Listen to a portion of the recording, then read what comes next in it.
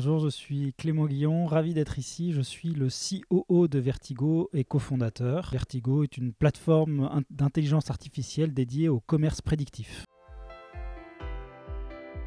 Alors nous on est une petite famille de l'intelligence artificielle qu'on appelle l'analyse prédictive, le machine learning. Donc nous, notre métier, c'est de fournir aux entreprises du commerce et de la distribution une plateforme qui leur permette de prédire ce qui va se passer, d'anticiper leur activité et d'optimiser leur fonctionnement en leur préconisant les meilleures décisions sur la base de ce qui va se passer demain. Le prédictif au sens large, l'intelligence artificielle, on le retrouve dans l'assurance, dans la banque, dans l'industrie, dans le transport. Mais nous, on s'est focalisé sur trois grands domaines. Tout ce qui est retail, distribution, grande surface alimentaire, réseau de distribution. Tout ce qui est site de e-commerce. Et après, industrie de fabrication. Et qui vont nourrir la grande distribution. Et également tout ce qui est industrie de transport et logistique. Le machine learning, comme je l'ai dit, c'est une famille de l'intelligence artificielle parmi tant d'autres. Il y a beaucoup de typologies de modèles, d'algorithmes, de familles dans l'intelligence artificielle. Le machine learning en est un. On entend souvent parler de réseau de neurones, de deep learning. C'est encore une sous-famille de ça.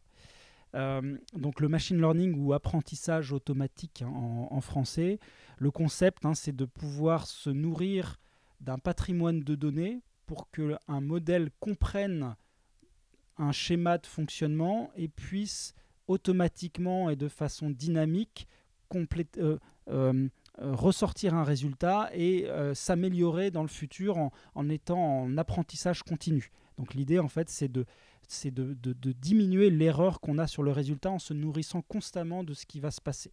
Le machine learning, c'est ça, c'est j'ai des données, je comprends ce qui s'y passe, et après, j'automatise ce fonctionnement pour réduire au fur et à mesure et continuer à apprendre en continu. On a trois types de gains en général. On ne va pas se voiler, il y a un gain financier qui est important. L'idée, c'est de faire mieux les choses et donc de gagner en productivité en produisant en plus juste, en réduisant l'investissement. Il y a un gain de temps aussi qui est à noter parce que ce qu'on fait, c'est ce que font des services en centrale pour anticiper. Donc c'est des gens qui passent du temps à faire des prévisions. Il peut y avoir des services entiers qui travaillent là-dessus pour pouvoir faire les calculs. Donc l'idée, c'est d'automatiser ça pour les réallouer sur des tâches à plus forte valeur ajoutée. Et il y a aussi un gain dont on ne parle pas assez, mais c'est aussi l'idée pour mieux anticiper, c'est d'éviter le gaspillage aussi. Le gaspillage, c'est-à-dire de produire pour rien. Donc on a beaucoup de choses dans le monde, par exemple alimentaire, pour éviter le gaspillage alimentaire. Donc par exemple, on va anticiper au plus juste le nombre de personnes qui vont venir dans un restaurant, qui vont venir dans une cantine, qui vont venir consommer tel ou tel produit, pour éviter d'avoir en fait des ruptures et d'avoir des produits ou avoir des produits qu'on doit après jeter à la poubelle ou revaloriser d'une autre façon. Mais donc là, du coup, on a un gain qui peut être environnemental, qui peut être un gain de stock, de matière, de ressources au sens large et qui est évidemment tout à fait valorisable. Un cas très, très concret qu'on a, c'est on a travaillé pour les cantines scolaires de Nantes Métropole. Donc l'idée, c'était de faire un modèle prédictif qui permette d'anticiper le nombre de convives, donc le nombre d'enfants et de personnes qui vont se déplacer, qui vont manger à la cantine chaque jour, avec un objectif qui était de réduire en fait le surplus.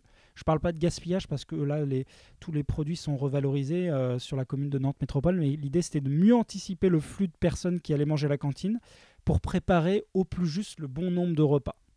Voilà, tout simple. C'est quelque chose qui était fait d'une façon assez à la main, entre guillemets, dans la cuisine centrale qui prépare tous les repas.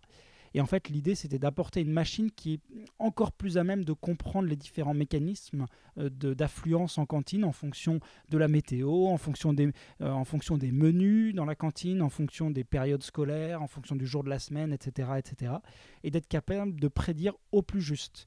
Et on a vu qu'on avait un gain de 25% dans le surplus de repas, donc qui était totalement très très valorisable en termes d'argent et puis aussi en termes d'environnement, parce que c'est autant de nourriture qui n'a pas été dépensée.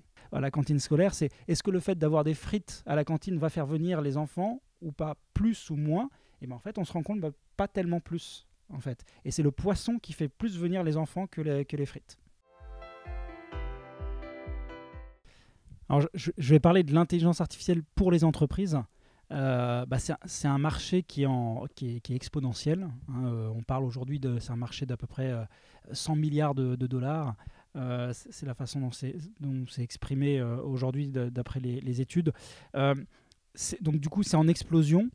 Nous, ce qu'on voit, c'est que l'intelligence artificielle, elle va se décliner de plus en plus, se déployer dans les entreprises. Donc, c'est-à-dire que de la même façon qu'aujourd'hui, toutes les entreprises, on commence à avoir des CRM, des applications qui font telle ou telle chose, de messaging et autres. Je pense que nous, on est même persuadés que l'intelligence artificielle va se greffer un peu partout dans les différents composants de l'IT des entreprises.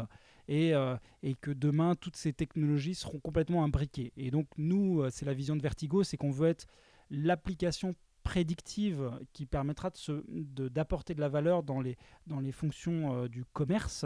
On veut être complètement intégré à ces environnements.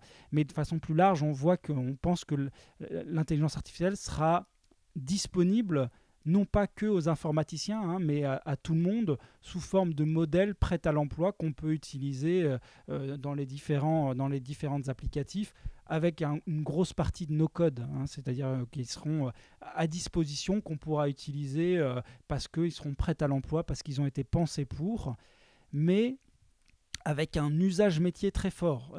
Aujourd'hui, il y a des IA pour la relecture contractuelle, dans le monde du droit, du juridique, dans le monde des RH, dans le monde du marketing, et ça va se développer de plus en plus avec de plus en plus de possibilités.